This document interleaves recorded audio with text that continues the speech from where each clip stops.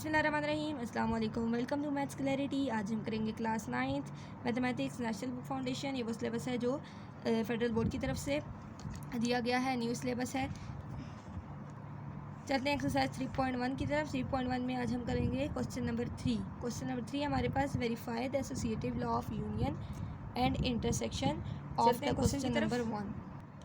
Question में जो main चीज़ है हमारे पास, इस चीज़ को हमने अंडरस्टैंड करना है और इससे हमारा क्वेश्चन सॉल्व हो जाएगा। तो सबसे पहला पार्ट है हमारे पास associative law of union.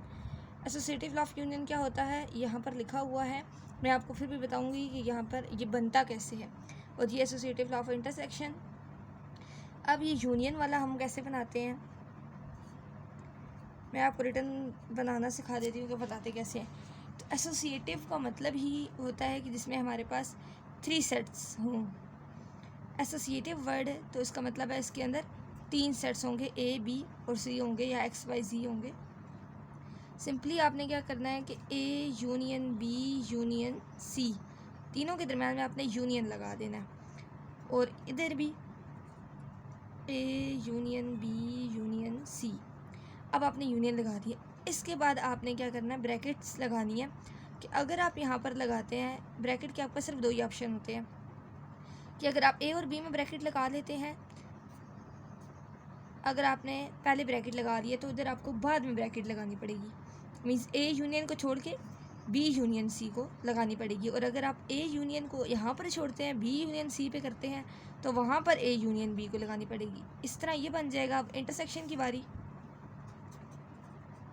Intersection में हम दूसरी जगह पे लगा के देखेंगे।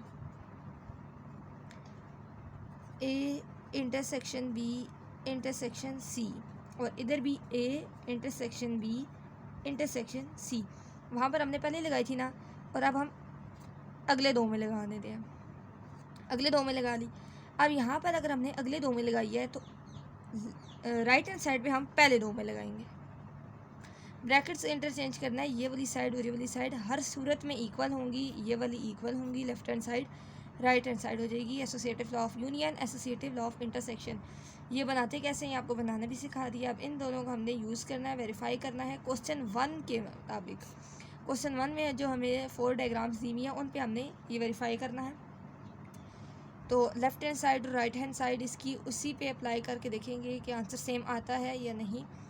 तो ये बहुत इजी है, कोई मुश्किल नहीं है। तो लाइक हमारे पास फर्स्ट पार्ट है।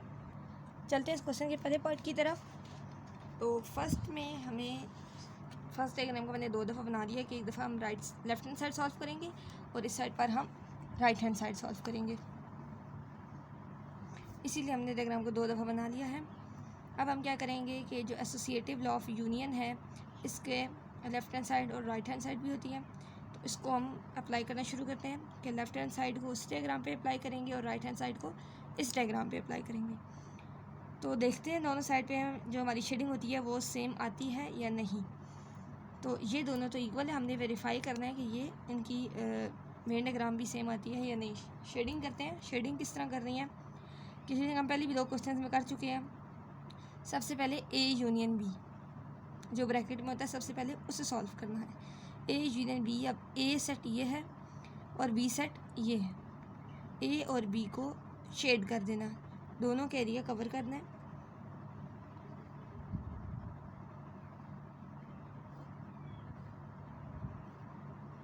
ए को सीधे पहले शेडिंग कर रही हूँ। ए में आपका ये पार्ट भी आता है, इसीलिए आप इसको भी शेड करेंगे। और ये बी है तो बी को भी शेड करेंगे। बी में ये वाला पार्ट भी आता है तो इसको हमने बी को भी शेड कर दिया। ए और बी शेड हो चुके हैं। ए और बी में हमने कौन सी शेडिंग की है, स्ट्रेट लाइन। अब इसके बाद क्या है ना, यूनियन सी मीन्स अब हमने सी को भी इसके अंदर ही फिल करना है। अब जो सी है ये पूरा सी का एरिया है, सी वाला सेट है। अब सी को भी हम स्ट्रेट लाइन से शो कर सकते हैं क्योंकि यूनियन ही है, एक ही फंक्शन अप्लाई हो रहा है। और लाइनिंग अगर डिफरेंट कर दें तो फिर अच्छा हो जाएगा कि हमारे पास ये सी को हम शेड कर रहे हैं, ये सी की शेडिंग होगी। अब ए यूनियन बी का रिज़ल्ट दो तरह की शेडिंग आई है, इसलिए हम इसको दो पार्ट्स में करेंगे। A union be straight line से शो किया हुआ है, फिर यूनियन सी के लिए हमने ऐसी लाइंस यूज़ की हुई हैं। तो ये जो दोनों एरियाज़ हैं ये हमारे पास आंसर है, और ये शेडिंग इसकी हो गई है। सिंपल वर्ड्स में कि लेफ़्ट हैंड साइड में सारे को शेड कर दिया। अब हम देखते हैं कि राइट हैंड साइड में भी ये शेडिंग होती है या नहीं। सबसे पहले ब्रैकेट वाले सॉल्व करेंगे, फिर फाइनल रिजल्ट चेक करेंगे। बी यूनियन सी, बी और सी इन दोनों को कंप्लीट शेड कर दें, इनका एरिया कवर कर देते हैं।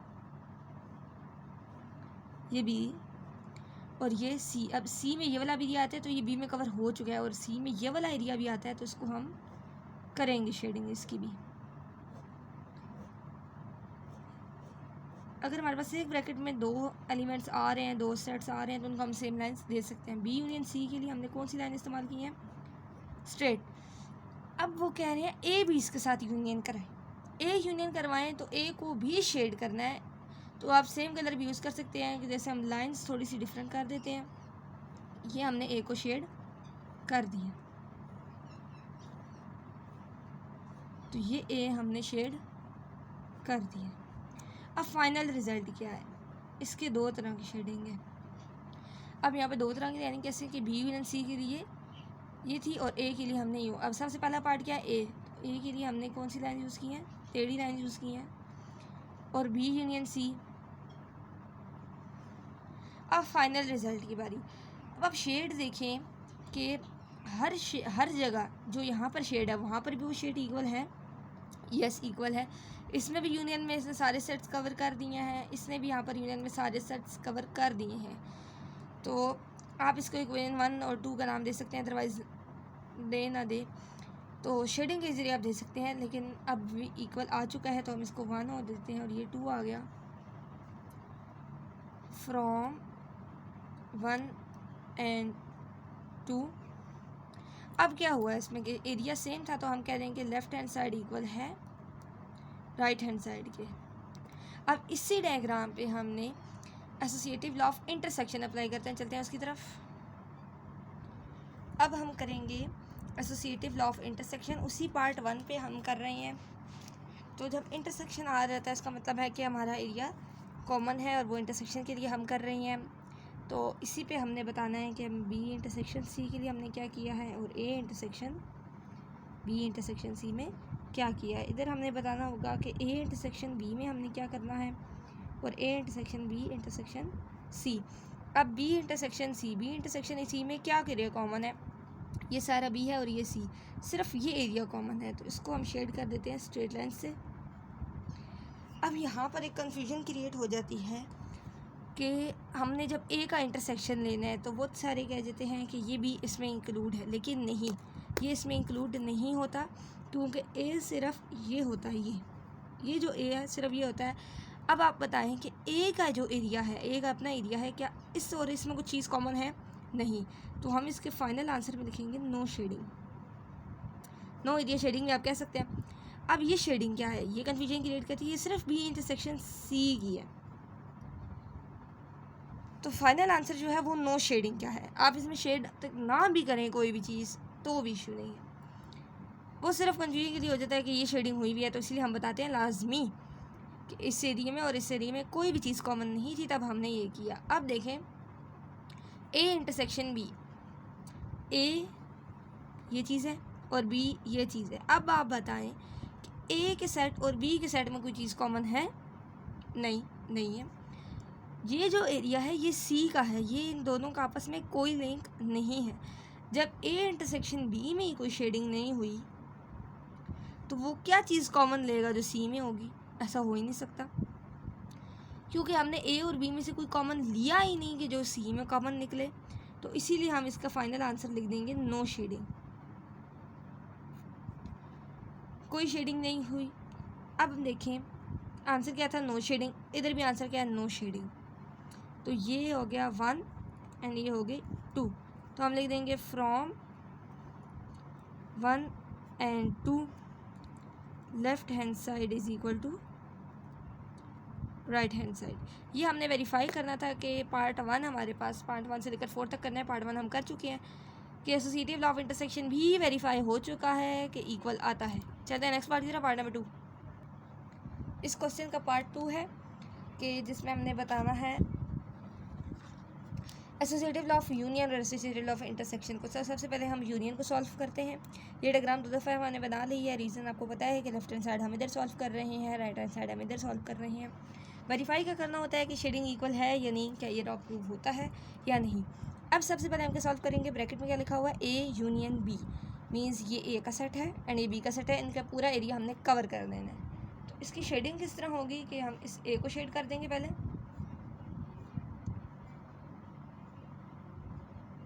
ये ए हमारा पूरा शेड हो गया है। ये सी नहीं करना है, सिर्फ अभी ए करना है।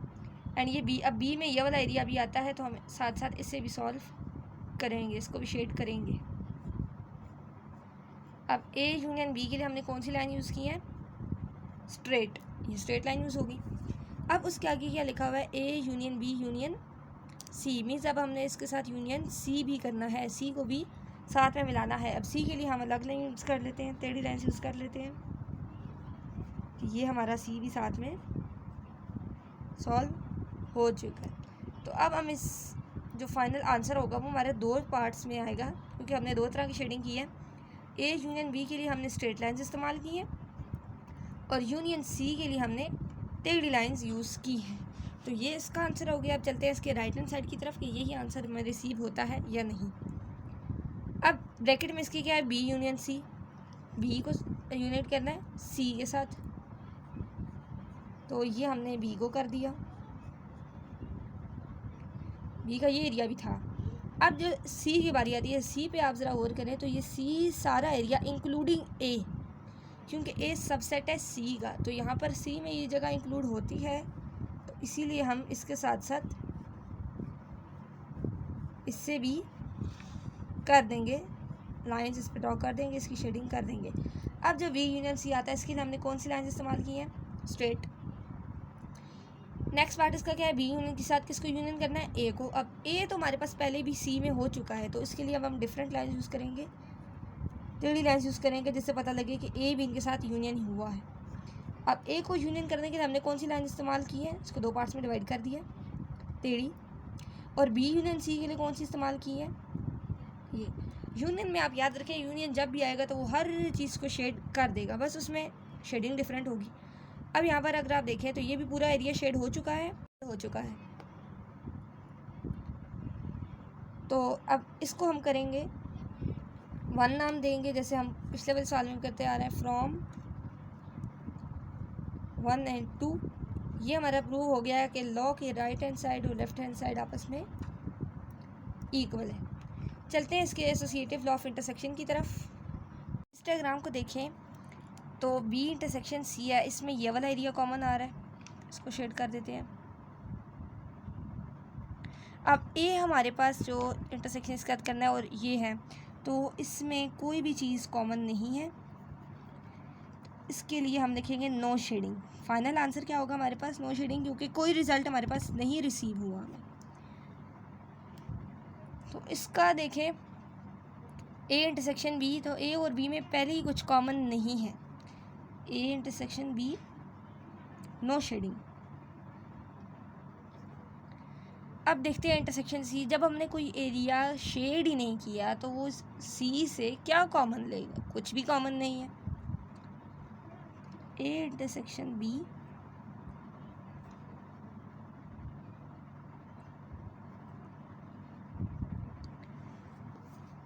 अब अगर देखें हमारे पास होता क्या है कि जो एरिया कॉमन हो उसके बाद सी में कॉमन लेते हैं। जब एरिया ही कॉमन नहीं है तो सी में भी नहीं होगी, तो आंसर इसका आ जाएगा नो शेडिंग। एंड फिर हम इसे बता देंगे 1 and 2, so left hand side is equal to right hand side from 1 and 2। Basics तो आपको बहुत अच्छी समझ आ जानी चाहिए, बेसिक कंसेप्ट आपको क्लियर हो जाए, तो इंशाल्लाह उम्मीद है आपको वो क्लियर हो रहा होगा। बाकी आप खुद भी इसको प्रैक्टिस कर सकते हैं। चलते हैं इसके तीसरे पार्ट की तरफ। इसका पार्ट 3 है हमारे पास। चलते हैं इस क्वेश्चन के थर्ड पार्ट की तरफ। थर्ड पार्ट में एसोसिएटिव लॉ ऑफ यूनियन पहले फाइंड करेंगे, ए यूनियन बी। अब ब्रैकेट में हमारे पास पहले क्या है, ए यूनियन बी। ए और बी ये दो पूरे पूरे सेट हैं, इन दोनों को शेड कर देते हैं।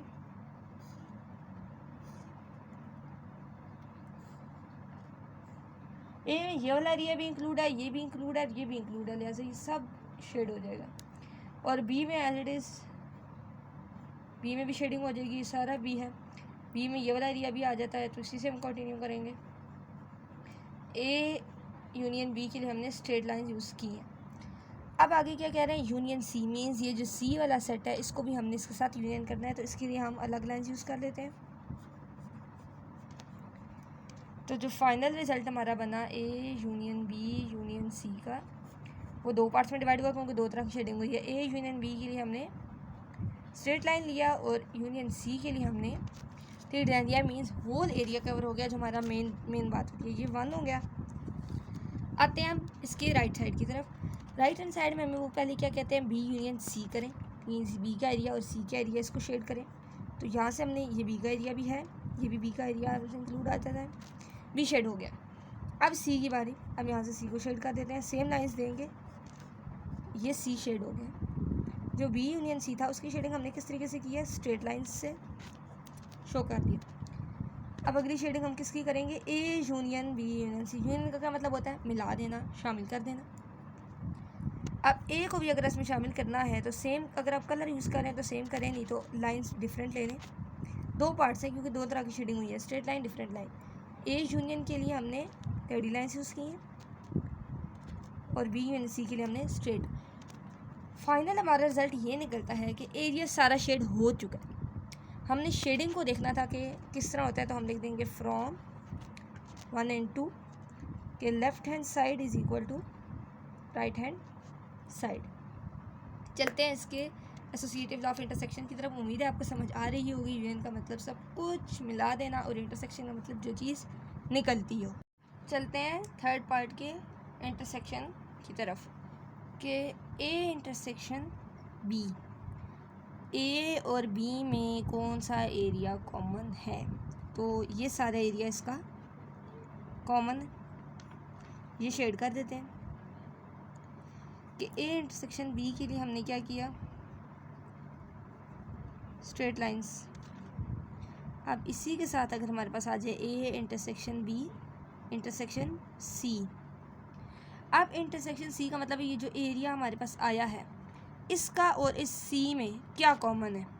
अगर आप देखें तो ये जो एरिया इतना सा ये कॉमन है, इसके अंदर हम टेढ़ी लाइन्स लगा देते हैं। तो जो फाइनल आंसर बनेगा वो होगा, इसके लिए हमने स्ट्रेट लाइन्स लगाई, फिर इसके लिए हमने टेढ़ी लाइन्स लगाई। फाइनल आंसर सिर्फ इतना सा होगा, ये नहीं होगा क्योंकि सी के साथ सिर्फ ये एरिया कॉमन आ रहा है।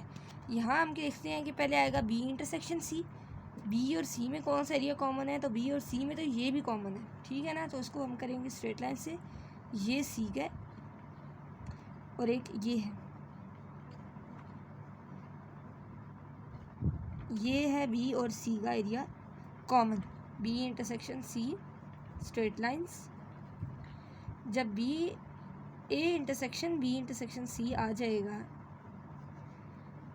अब ए का एरिया आप क्या देख सकते हैं, ये है। अब ए के एरिया में और इसमें सिर्फ इतनी सी चीज़ कॉमन है, ये चीज़ कॉमन है, इसको हम कोड 3D लाइन से दे देंगे। तो जो फाइनल आंसर आएगा वो हमारे पास यही होगा कि हमने इस तरह के कुछ बॉक्सेस ड्रॉ कर दिए, फाइनल आंसर सिर्फ इतनी सी जगह बना, यहाँ पर भी है। तो ये 1 है, ये 2 है, तो right hand side is equal to left hand side is equal to right hand side prove हो गया।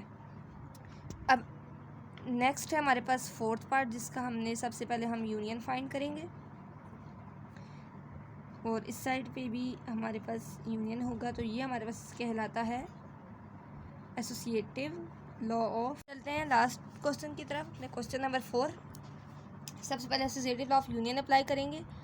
ए यूनियन बी मीन्स ए और बी है, तो इसको हमने कंप्लीट कर देना है, इसको हमने शेड कर देना है। और ये वाला बी है, बी में ये पार्ट आ गया, हम इसको शेड कर चुके हैं, दोबारा शेड कर दें, यही लाइन से, तो कोई इशू नहीं है। ए यूनियन बी के लिए हमारे पास आई स्ट्रेट लाइंस। अब हमारे पास जो A union B union C, अब यूनियन सी, यूनियन का क्या मतलब होता है? शामिल करना। मीन्स हमने सी को भी इसके अंदर करना है, तो इसके लिए हम लाइंस डिफरेंट यूज़ कर लेते हैं, टेढ़ी। तो इसके दो पार्ट्स हो गए, एक में हमने स्ट्रेट शो किया और एक में हमने टेढ़ी लाइन शो किया। अब अगला इसका राइट हैंड साइड है A union B union C. Means bracket वाली पहले हमने सॉल्व करनी है, तो ब्रैकेट हमें क्या कह रही है? B union C. Means B के पूरे एरिया में और सी के पूरे एरिया में आप शेडिंग कर दें, तो बी यूनियन सी का हमारे पास आ गई स्ट्रेट लाइंस। अब ए बी ऐसे यूनियन हो रहा है, तो ए के लिए हम टेढ़ी लाइंस यूज़ करेंगे, तो दो बॉक्स बनेंगे। ए यूनियन के लिए हमने मेन एरिया हमारे पास क्या होता है कि हमने देखना शेडिंग कितनी हुई है और इक्वल हुई है या नहीं हुई। फाइनल आंसर ये था कि इस यूनियन ने भी पूरे सारे सेट्स को शेड कर दिया, इस यूनियन ने भी सारे सेट्स को शेड कर दिया, तो ये हमारे पास right hand side is equal to left hand side equal to right hand side prove हो जाता है। अब इसका आखिरी पार्ट है इंटरसेक्शन के मामले में। इंटरसेक्शन में क्या है कि सबसे पहले हमने बताना है इधर बी इंटरसेक्शन सी क्या है, उसके बाद उसका इंटरसेक्शन कराना है सी के साथ। इधर पहले बताना है इंटरसेक्शन बी क्या है और फिर उसका इंटरसेक्शन हमने कराना है सी के साथ।